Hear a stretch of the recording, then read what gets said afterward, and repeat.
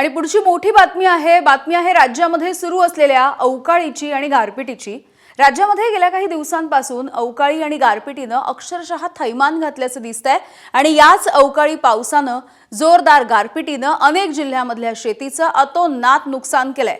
रब्बीची पिकं काढणीच्या टप्प्यावरती आहेत आणि अचानकपणे आलेल्या या नैसर्गिक आपत्तीमुळे शेतकऱ्यांच्या हाताशी आलेलं जे उत्पादन आहे ते या पावसाने हिरावून घेतलंय। त्यामुळे शेतकऱ्यांवरच्या आर्थिक जे संकट आहे ते अधिक तीव्र झालंय। तातडीच्या उपाययोजना आणि सरकारी मदतीची गरज निर्माण झाली आहे। वेगवेगळ्या जिल्ह्यांमधली ही दृश्य आपण बघतोय। अकोल्यामध्ये पपईच्या बागांचं नुकसान झालंय, दुसरीकडे जालन्यामध्ये भाजीपाल्याच्या सगळ्या पिकांना फटका बसलाय। धुळ्याची दृश्य आहेत, गारपिटीच्या तडाख्यामुळे शेती आडवी झाली आहे, तर तिकडे बुलढाण्यामध्ये देखील अवकाळीमुळे मोठं नुकसान झालंय गव्हाच्या पिकाचं।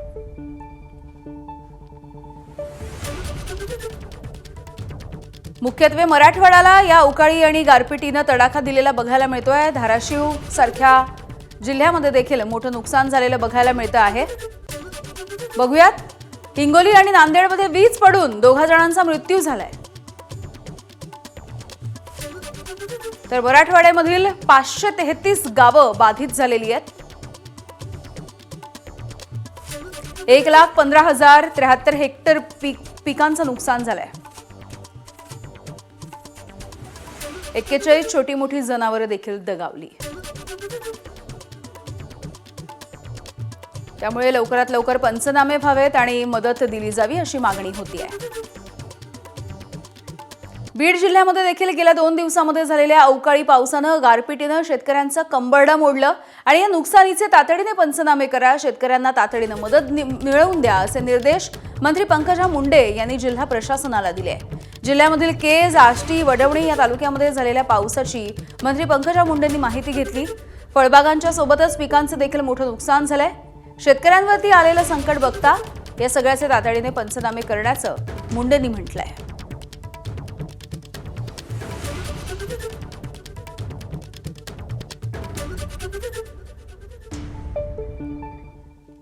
तर धुळ्यामध्ये देखील अशीच काहीशी परिस्थिती आहे। अवकाळी पाऊस आणि गारपिटीमुळे पिकांचं इथेही मोठं नुकसान झालंय। साक्री तालुका आणि सिंदखेडा या तालुक्यामध्ये गारपीट झाली, पिकं अक्षरशः कोलमडून पडली आहेत। अवकाळी पाऊस आणि गारपीट यामुळे वातावरणामध्ये बदल झालाय, पिकांवरती वेगवेगळ्या रोगांचा प्रादुर्भाव वाढण्याची भीती निर्माण झाली आहे।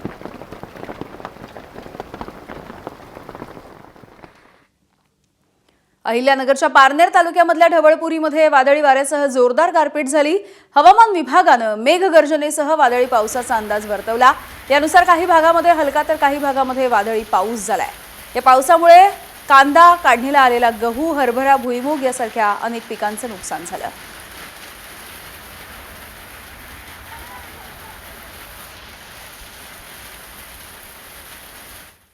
खासदार निलेश लंके यांनी अहिल्यानगरच्या पारनेर तालुक्यामधल्या ढवळपुरीमध्ये जाऊन नुकसानीची थेट बांधावर जाऊन पाहणी केली। अहिल्यानगरच्या ढवळपुरीमध्ये गारपिटीने हे नुकसान झालंय। कलिंगड, गहू, कांदा या पिकांना मोठा फटका बसलाय। शेतकऱ्यांना किमान 50,000ची तात्काळ मदत करण्याची मागणी देखील त्यांनी केली आहे। माल पहा, मार्केटला आलेला माल हे सगळा माल मी इकडे कलिंगड पाहिलं असेल तेवढं कलिंगड होते, पूर्णचे पूर्ण प्लॉट ठिकाणी उद्ध्वस्त झालेले। इकडे काकडीचा एक प्लॉट 5-6 एकराचा, म्हणजे शेतकऱ्यांच्या हातातोंडाला आलेला घास निघून गेलेला आहे। पूर्णपणे शेतकरी उद्ध्वस्त झालेला आहे। काल रात्री ज्यावेळेस मला कळाल्यानंतर मी कलेक्टरांशी पण बोललो की तात्काळ पंचनामे करा। बऱ्याच वेळा काय होतं, पंचनामे होतात पण शेतकऱ्यांना प्रत्यक्षरित्या मदत मिळत नाही। मी आता मुख्यमंत्र्यांना सुद्धा त्या ठिकाणी पत्र देणार आहे आणि त्यांच्याशी सुद्धा संपर्क साधणार आहे। सोलापुरातल्या सांगोला तालुक्यामध्ये 2 दिवसांपूर्वी गारपीट झाली होती आणि या गारपिटीमुळे फळबागांना मोठा फटका बसला। सुमारे 700 ते 800 हेक्टर क्षेत्रावरच्या फळबागांना याचा फटका बसला। दरम्यान आमदार बाबासाहेब देशमुख यांनी सांगोला तालुक्यामधल्या राजौरी इथल्या नुकसान झालेल्या द्राक्ष बागांची पाहणी केली आहे। यावेळेला संबंधित अधिकाऱ्यांना पंचनामे करण्याच्या सूचना देखील देशमुखांनी केल्या। पैशाच्या स्वरूपात पाहायचं म्हणलं तर जवळजवळ 2-2.5 हजार कोटीचं नुकसान या भागातल्या शेतकऱ्यांचं झालेलं आहे। मागच्या वेळेस अतिवृष्टी झाली त्यावेळेस ही जून-जुलैच्या आसपास ज्या फळबागा धरल्या होत्या त्याचं नुकसान झालं आणि शेतकऱ्याच्या पदरात 1ही रुपया मिळालेला नाही। आज ही शेतकऱ्यांनी परत बागा धरल्या आणि डाळिंबाचं विशेष करून डाळिंब मका या शेतकऱ्यांना जास्तीचं नुकसान सोसावं लागतंय. निश्चितपणे कृषी मंत्री भरणे मामा आणि पालकमंत्री आणि फडणवीस साहेब मुख्यमंत्री साहेबांना आम्ही फोनवरून संपर्क केलेला आहे. साहेबांनी सांगितले पंचनामे करून घ्या आणि लवकरात लवकर या अवकाळी पावसाचे पैसे सरकार लवकरात लवकर देईल आणि त्या पद्धतीनं आम्ही सोमवारी अधिवेशनामध्ये मी स्वतः भांडून सरकारकडून पैसे या शेतकऱ्यांना मिळवण्यासाठी प्रयत्न करेन. सांगली जिल्ह्यामधल्या भिवघाटमध्ये गारपिटीमुळे द्राक्षांच्या बागांच्या सोबत बेदाण्याचं देखील मोठं नुकसान झालंय. एकीकडे द्राक्ष गारपिटीमुळे फुटून पडली आहे, दुसरीकडे शेडवरती टाकलेला बेदाणा देखील पावसानं कुजून गेलाय. त्यामुळे शेतकऱ्यांना ना द्राक्षाचा भाव मिळणार आहे ना बेदाण्यांचा. त्यामुळे शेतकरी दुहेरी आर्थिक संकटात आहे. हे हाती लागेल का, बेदाना होईल का तयार आता या सगळ्या? नाही हे आता फेकून द्यायच्या मापाचं राहिलेलं आहे.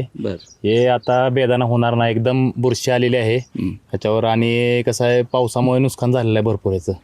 आणि हे आता म्हणजे खायच्या मापासवर राहिलेलं नाही. हे असं निसर्गाने आणि सरकारने सुद्धा हे शेतकऱ्या जीवाची खेळण्यासाठी हे गेलेलं आहे. त्यामुळे हे काय आता म्हणजे यात काही राहिलेलं नाही. तिकडे मराठवाड्यातल्या धाराशिव जिल्ह्याला सलग 3 दिवस अवकाळी पावसानं झोडपलं. वारा आणि गारांचा पाऊस झाला. धाराशिवमधल्या केळीच्या बागा उद्ध्वस्त झाल्या. आधीच युद्धजन्य परिस्थितीमुळे केळीची निर्यात बंद झाली आहे. त्यामध्ये अवकाळी पाऊस आणि गारपीट झाल्यामुळे केळीची झाडं मोडून पडली आहेत. कसबे तडवळा इथे केळी उत्पादक शेतकरी मोठ्या आर्थिक संकटात सापडलाय.